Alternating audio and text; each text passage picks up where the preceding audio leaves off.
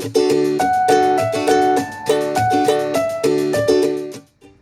guys, Mrs. Shadbolt here. So today we're going to be making our own whipped cream. So there are just a few things that you're going to need.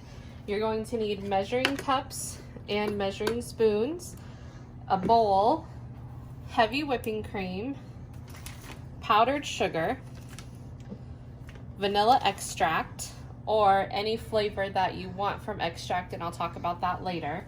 And I'm using a hand mixer. You can use a stand mixer, but I'm going to be using a hand mixer for this. Now, the most important thing to remember when you're making whipped cream is to make sure that everything is cold when you start out. So that means our cold ingredient, which is the heavy whipping cream, and the bowl. And this is actually a very important thing to remember for whipped cream. So before we get started, I'm going to put the bowl and the heavy whipping cream in the refrigerator for about 15 minutes, and then we'll come back. All right guys, so we're back, and I'm getting my bowl out of the refrigerator now, along with my heavy whipping cream. That way everything is nice and chilled. So first things first is we're going to start getting all of our stuff ready. When you use a hand mixer, do not ever put it together when it is plugged in. Don't plug it in until after you have the whisks in. That way this is ready. I'm going to plug this in. Now we're going to start with all of our ingredients together. You don't need to add them at different times. They're all going to go in at the same time. Now for the heavy whipping cream, you need 2 cups. I'm not going to use a measuring cup because this is actually 2 cups in this container. So I will not need a measuring cup, but if you have a bigger bottle of heavy whipping cream, you're going to want to use a measuring cup so that you can make sure you have 2 cups in there. So I'm going to pour that right in. Leroy. Okay. And the difference between heavy whipping cream and milk is cream is a lot thicker than milk, and the milk just will not whip up the way that whipping cream does. Now for our powdered sugar or confectioner sugar, we're going to use a 1/2 cup.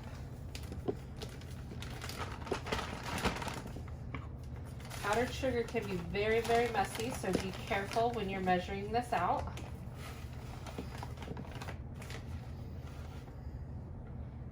Put it right in there with your cream. Set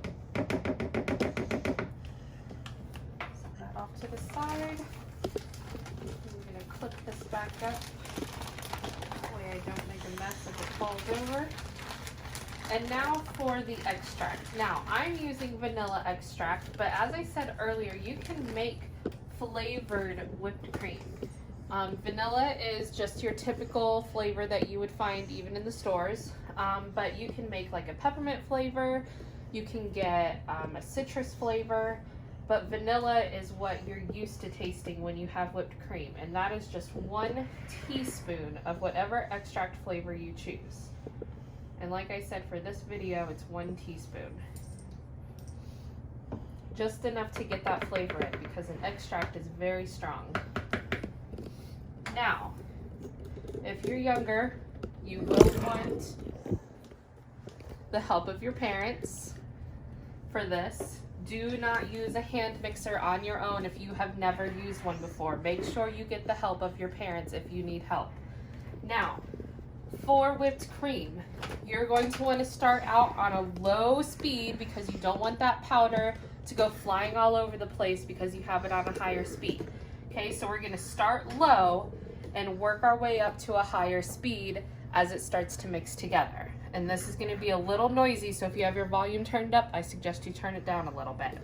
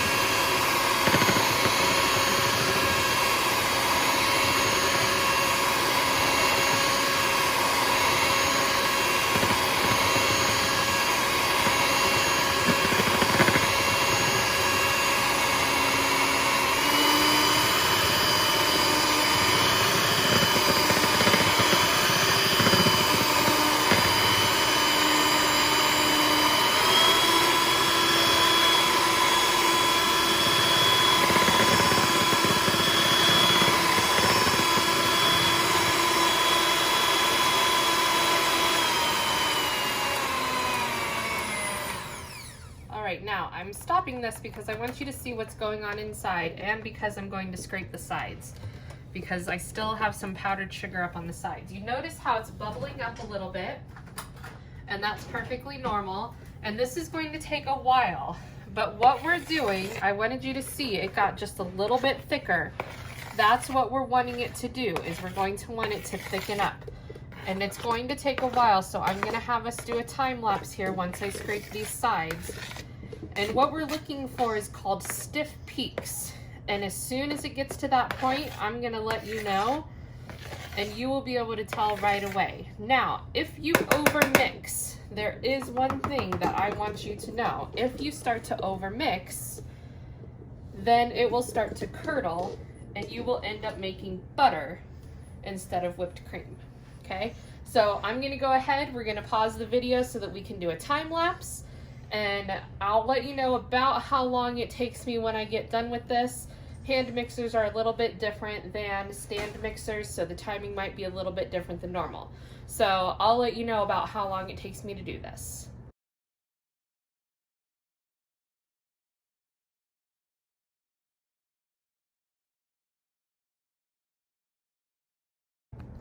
Alright guys, so as you saw at the very end of that time lapse, I scraped the sides one more time, and I wanted to go ahead and come back because we're almost to the point to where our whipped cream is going to be ready. So I'm going to have us zoom in a little bit into the bowl, and I want you to notice just how thick this is starting to get.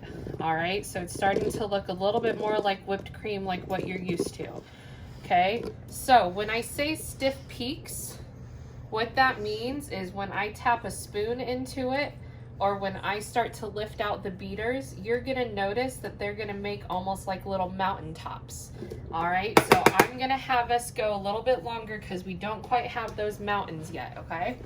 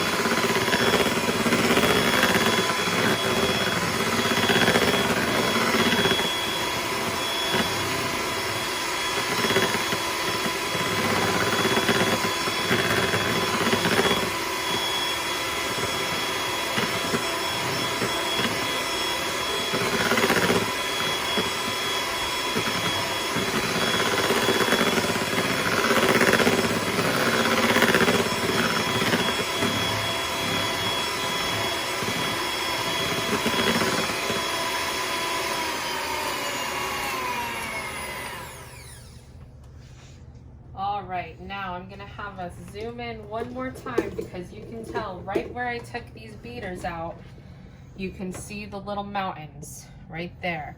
So anytime that you can start to lift up and see those little mountain peaks, that's what it means by stiff peaks. All right, so this is the perfect consistency for our whipped cream. And as you noticed, I was constantly stirring the bowl even while I had the beaters going. That way you don't get any spots that don't get whipped into it. And then I'm just gonna do one more quick check just to make sure there's no little liquidy spots left. And I think we're good.